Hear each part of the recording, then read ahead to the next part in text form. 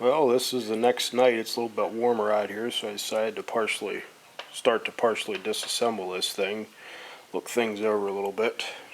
Got the fuel bowl off. Try and zoom in here. If you look in there, you can see quite a bit of dirt. This carburetor wasn't working well at all, and you're dealing with orifices that 1 or 2 thousandths makes a difference in the way it works, and you're filling it full of dirt. Well, it's not going to work very well. One thing I did notice on this carburetor that I absolutely don't like at all are these plastic Holley floats. I learned this the hard way on my race car years ago. These things are probably about the worst floats you could ever have, and I'll show you why later on in the video. Basically, the little tab in there that seats the needle and seat is so flimsy that over time your float height will actually increase, and you'll start out with maybe like the correct float level, and then as time goes on it just slowly creeps up, and you're flooding this thing over all the time. So we're going to replace these with the good black nitrofill. He'll be definitely happier with that.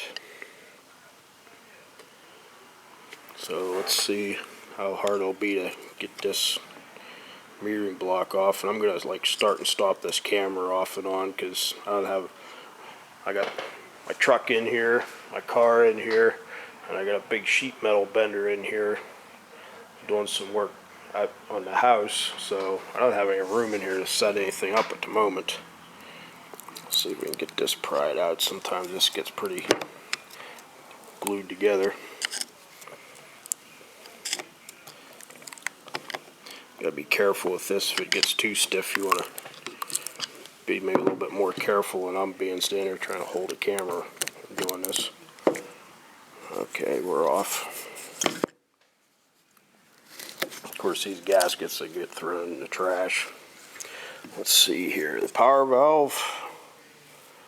What number's on there? I'll have to look at that off camera. Okay, it's got a 6.5 power valve. I believe that's what these come with from the factory, and that's good. This particular engine at an idle pulls about 10 inches of vacuum, so don't want to go with a 5.5 or a lower number, because this guy's got kind of a mismatched combination. He's got Brody's aluminum heads on this car with a Edelbrock Performer intake manifold. Why, I don't know. And that's what he thought was a 750, that's actually 650. So higher RPMs, there's probably enough restriction in this manifold that if you get this number too low, it's going to want to could possibly build up some vacuum in the intake and close that off, and then you go way lean. So I'll have to think about it. I might even put a 7.5 in there. I'm not sure. If he's pulling 10 inches of vacuum, 7.5 would probably still work. We'll have to think about that. Let's see what the jets are. 65 jets. I think that. Wait a minute. Okay. Yep, looks like 65 jets in that thing. I don't believe that's what came with this from the factory. I'll have to check that out. If I can get that to focus or not, probably not. I think that's actually smaller than what came from the factory. More than likely what probably happened, this guy not being one of the best tuners in the world, he was probably trying to compensate for the fact that that float level's going way high by putting smaller jets in the carburetor. Well, that's not the way to do it. I'll have to look up. I can't, depending upon the dash number, this is a 4777-3. Depending upon the dash number, you could have any combination of jet sizes. A lot of that has to do with what your air bleeds are, and actually even the size of the power valve restriction. So I believe, working off of very flawed memory, that the primary on this should have 68 jets. So that's what I'll be putting back in it. And once this float level's correct, with a good nitrofill float, I think he'll be a lot happier. But anyways, I'll rip the secondary float bowl and everything off and see what we run into there. Well, I've got the secondary side apart. Pretty much the same thing. Lots of dirt. It's definitely not helping anything. Another crappy plastic float. It's trending a little bit lower. They probably have it jammed way down to keep from flooding. But notice how I can grab that float, and with very little pressure at all, I can push that right up. Well, believe it or not, that's exactly what happens over time with the force of the fuel in the fuel bowl. And like I said before, that your fuel level just goes higher and higher and higher. I know I fought that for a long time on a carburetor I had on my race car years ago, until I found out what the heck the problem was. And every one of those plastic floats that I found in any carburetor I had, I threw them away. If you run into those, get rid of them. Get the good black nitrofill, or even a brass one. I think the nitrofills are better. I mean, the fact that every once in a while you got to pull them out and weigh them, because they eventually start soaking up fuel quite a bit. But these plastic ones are garbage. But secondary side, boosters seem like they're good and tight. That's something to check, because they do loosen up, possibly loosen up over time. Now that one there seems like it's moving a little bit. I don't think it's going to fall out of there, but I probably wouldn't use this the way it is on my race car, but it's not going to fall out. It'll probably work alright for him. The jets in this secondary side looks like 73s. Like I said, I can't really remember what jets. One time I just about had the jets of just about every dash number of every standard Holley carburetor memorized, but I don't do this work much anymore, so I'll just have to look it up. Well, start ripping and tearing a little bit more and see what else we come up with. Well, I ran into something kind of interesting here. I showed you in an earlier video the squirter in the primary was an anti-pullover type. I couldn't tell what number it was until I pulled it out of there. Well, as you can see, somebody got a 37 in the primary. That is not where you put a 37. If you're going to use that anywhere, it'd be in the secondary. But to tell you the truth, on this motor, it's way too big for anywhere. I don't know how they come up with wanting to put that in there. And then in the secondary, we got a 28, which probably ought to be in the primary. Although I do believe that with this dash number, it comes from the factory with a 28 on both ends. So when I put this thing together, I'll probably put the 37 on the secondary. This guy's complaining about this carburetor getting lousy mileage. Well, geez, every time you touch the throttle, you got this huge shot of gas pumping through this 37 squirter, emptying out that accelerator pump reservoir, combined with those horrible floats and everything filled with dirt. It's no wonder his gas mileage was lousy. Also, in case you're wondering, you're not familiar with how these go, you got this special screw that holds these down, and then underneath there's this tapered weight that goes down just like that, and that screw goes down basically on top of it. And what that weight does is basically acts kind of like, it basically acts almost like a check valve. I don't know about if you call it a check valve. It basically blocks off any flow that might be in through the accelerator pump circuit as you're driving down the road.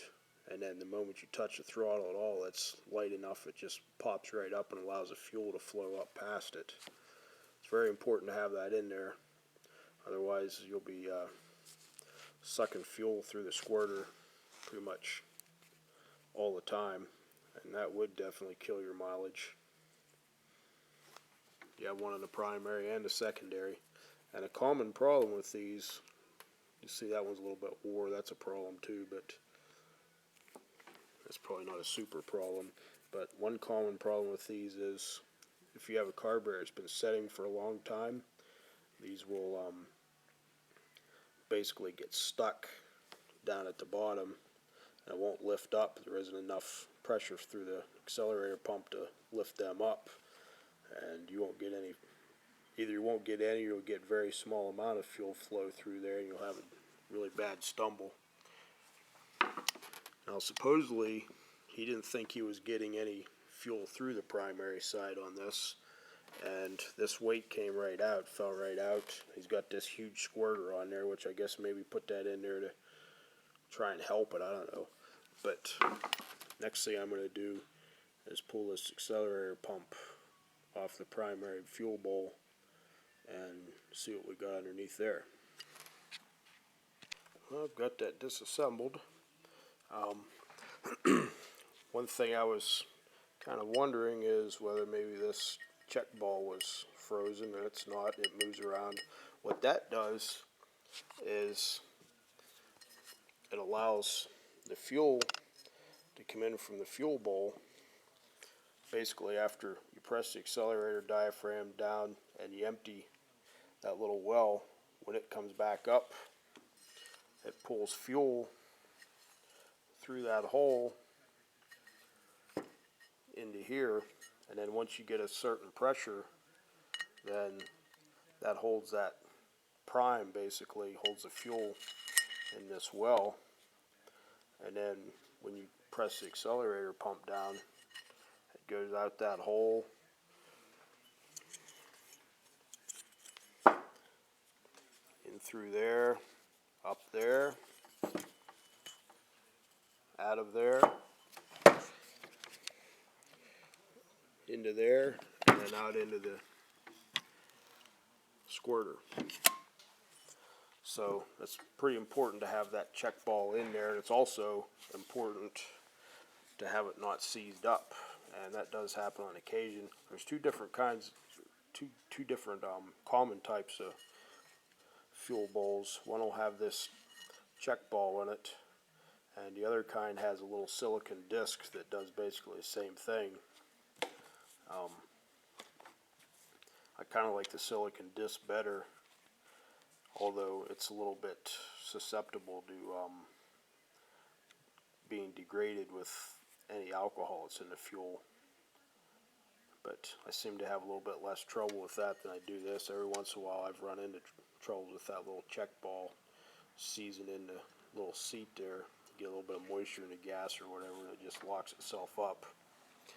But basically here's the order that goes. Put that in there. Put the diaphragm on top. And then that's how it squirts.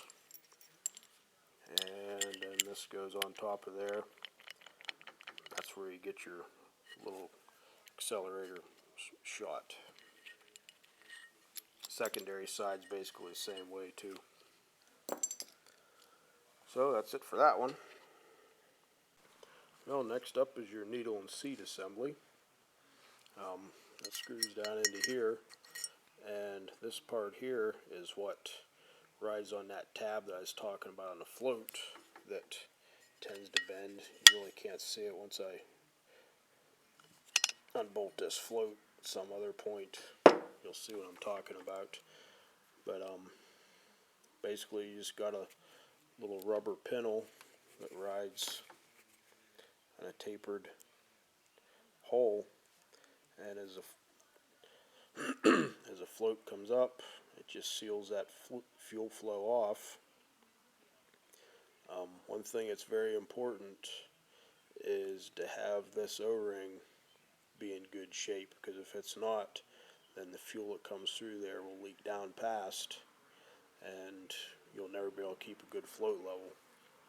What's also important too is down, you'll never be able to see it with the camera, but down inside there where that O-ring rides, make sure it's good and smooth. If it's all rough, chewed up for whatever reason, you also have trouble with fuel, with the fuel level not being correct.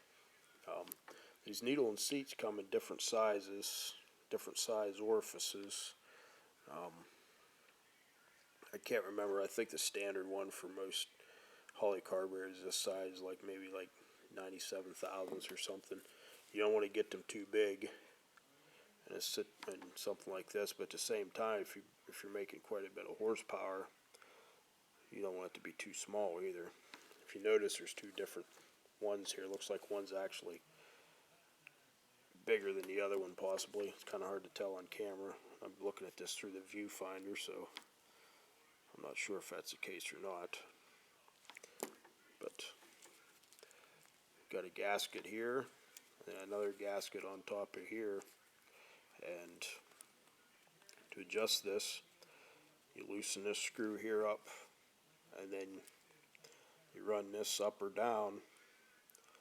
I usually go by flats. Try, if you're pretty close to where you need to be and you're fine tuning, you go like one flat at a time. The proper way to set the fuel level is with the car running, not with it not running. But that's something I probably won't get into, because I'm going to just set this as close as possible and try to explain to him how to do it. But if I ever get my own car running again, I'll show that. But that's probably about as far as I'm going to go tonight with this. We'll tear into the choke system and everything tomorrow. I did notice, it doesn't look like this has a fast idle for the choke. That was probably too complicated for him to put on. So we'll try and set this up as good as we can. I don't know if I have a fast idle mechanism for that or not. It might be just as well not to put it on there. But I think that's as far as I'm going to go tonight. It's getting pretty close to my bedtime. I get up at 3:30 a.m. every morning, so I go to bed earlier than what most people do. So we'll see what we got tomorrow.